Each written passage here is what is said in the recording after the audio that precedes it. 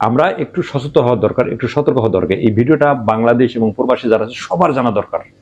প্রত্যেকটা লোকের জানা দরকার যে কোন ফোন থেকে কল আসলে, মানে কোন কল থেকে কল আসলে এই কলটা রিসিভ করা যাবে না, এটা সবারই জানা দরকার।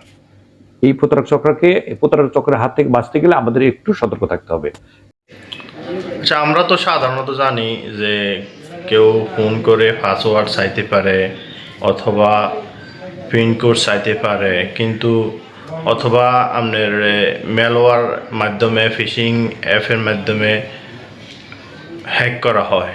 হ্যাক করে আপনার বিকাশের লেনদেন করলে বা মোবাইলে কোনো কিছু থাকলে সেটা হ্যাক হয়ে যায়।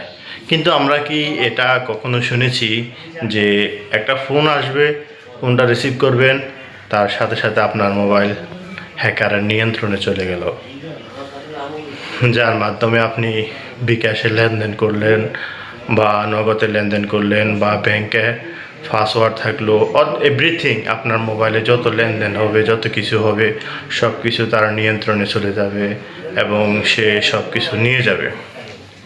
হ্যাঁ, বাংলাদেশ পুলিশের একজন ইন্সপেক্টর এসআই তিনি বলেছেন এরকম তারা কয়েকটা ঘটনা তারা ডিল করেছেন, যে মানে একটা ফোন আসবে, ফোন আসলে ফোনটা রিসিভ করার সাথে সাথে আপনি তার হ্যাকার নিয়ন্ত্রণে চলে গেলেন, অথবা ওই নাম্বারে যদি মিস কল আসে, আপনি যদি কখনো ফোনটা রিসিভ করতে না পারেন, পরবর্তীতে যদি আপনি ফোনটা ব্যাক করেন, তাও আপনি একই ধরনের ঘটনার শিকার হতে পারেন।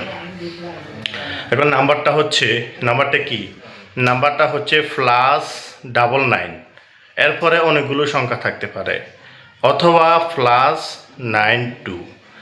এই শুরুতে এই দুইটা অক্ষর বা এই দুইটা মানে সংখ্যা দিয়ে যদি কোনো নাম্বারে ফোন আসে, কখনো ফোনটা ধরবেন না।